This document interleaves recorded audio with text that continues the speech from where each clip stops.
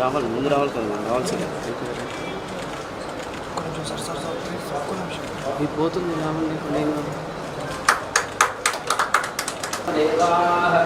భద్రం పశ్యేమాక్షవిర్యజత్రాः శ్రీరంగైः స్తుష్ట్వాం సస్తనోభిః యశేమదేవహితం యదాయుః ఓం అర్చత ప్రార్చత ప్రియమేధాసో అర్చత అర్చంతు పుత్రకా ఉదపురన్న దృష్ట్వర్చత అర్చత ప్రార్చత మంగళమూర్తయే నమః శుభమస్తు పూర్వోక్తే మంగళ విశేష నిష్కాయాం శుభయుతం अस्मत् भारतदेशस्य प्रधानमन्त्रिणां नरेन्द्र महोदयानां मोदी महोदयानां तथा गृहमन्त्रिणां अमित शाह जी महोदयानां क्षेमस्थैर्य धैर्य विजयारोग्याभिवृद्ध्यर्थं जातीय हरिद्रा संघस्य उद्घाटनाङ्गत्वेन प्रारम्भोत्सवाख्यं कर्म करिष्ये तदङ्गतया अस्मद्गुरूणां जगद्गुरूणां श्री सत्यात्मतीर्थानाम् उत्तरादिमठाधीशानां सपरिवाराणां क्षेमस्थैर्य धैर्य विजयारोग्याभिवृद्ध्यर्थम् आवाहित देवतान्तर्गत भारतीय रमण मुख्य पुराणान्तर्गत श्री निम्बाद्रिलक्ष्मेन्द्र सिंह प्रीत्यर्थं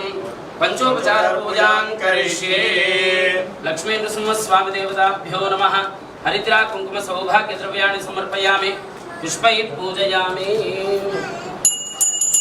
अस्तु नीराजनं कृष्णते वरभैष्मीपते अस्तु नीराजनं कृष्णते मंगलमहानीराजनदीपं समर्पयामि। ओम यज्ञेन यज्ञमयजन्त देवास्तानि धर्माणि प्रथमान्यासन् ते हनाकं महिमानः योपां पुष्पं वेद पुष्पवान् प्रजावान् पशुवान् भवति। नरसिंह भगवान निम्बाद्रि लक्ष्मण सिंह के हल्दी उत्पादन करने के बाद किसान लोगों ने एक भगवान को समर्पण करके ही घर में उपयोग करते हैं। जय श्री राम।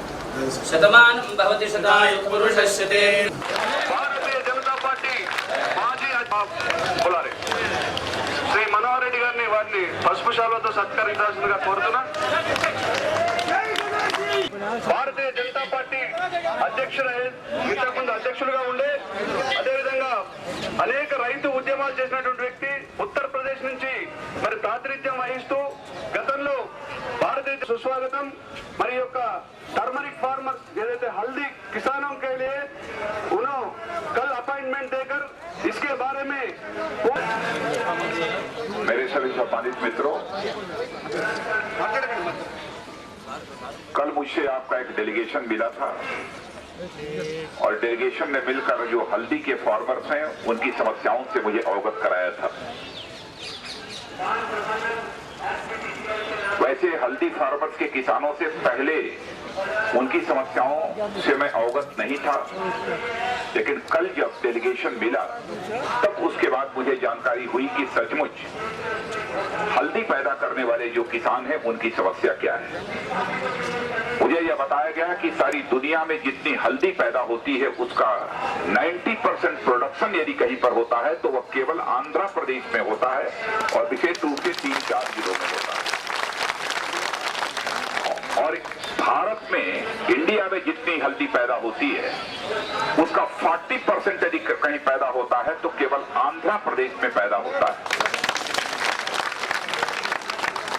इतना मेजर प्रोडक्शन करने वाला फार्मर अपने प्रोडक्शन को लेकर अपने प्रोडक्ट को लेकर इतना अधिक चिंतित है, इस संबंध में डेलीगेशन ने मुझसे अवगत कराया था। मैं यह मानता हूं कि किसी भी सरकार को इस सच्चाई को समझना चाहिए, जब तक इस देश का किसान खुशहाल नहीं होगा तब तक हमारा यह देश कभी खुशहाल नहीं हो सकता है। इस सच्चाई को भी हमको समझना चाहिए। 63 वर्ष गुजर जाने के बावजूद किसानों की जिस हद तक चिंता की जानी चाहिए वह चिंता नहीं की गई है और किसानों को अपने गांवों से चलकर भारत की राजधानी दिल्ली में आकर आंदोलन करना पड़ रहा है, धरना देना पड़ रहा है। इससे बड़ी विडंबना और कोई दूसरी क्या हो सकती है। कल आपकी समस्याएं क्या क्या हैं इससे डेलीगेशन ने मुझे अवगत कराया है। आप चाहते क्या है? आप चाहते हैं कि जो हम हल्दी पैदा करते हैं की जानी चाहिए, गवर्नमेंट के द्वारा तय की जानी चाहिए। हल्दी की कीमत को केवल मार्केट फोर्स के सहारे नहीं छोड़ा जाना चाहिए, यह आपकी डिमांड है। और साथ ही साथ हल्दी की प्रोसेसिंग में कितना परिश्रम करना पड़ता है, इससे भी हमको अवगत कराया लोगों ने कि लगभग पूरे एक वर्ष में 300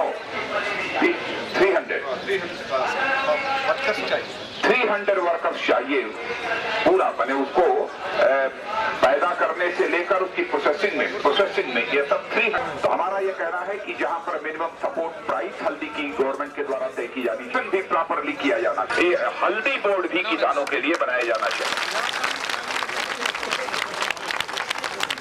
और साथ ही साथ इंडस्ट्री भी कल ये डिमांड कर रहे थे कि देश में केवल केरल में एक इंडस्ट्री है, तो भारत में अन्य स्थानों पर भी इंडस्ट्री होनी चाहिए। तो मैंने कहा अन्य स्थानों की बात छोड़िए, भारत में यहाँ सबसे ज्यादा हल्दी पैदा करने वाला किसान है, वहीं पर इंडस्ट्री लगाई जानी चाहिए ताकि किसान अधिक से अधिक उससे लाभान्वित हो सके।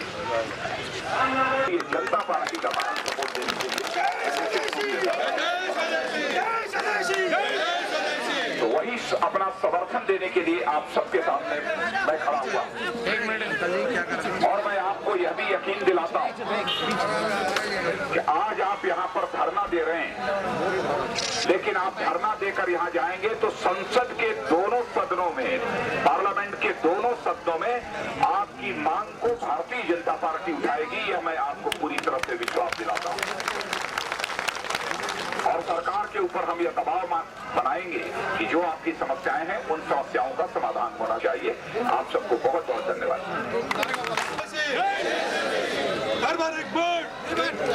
धन्यवाद।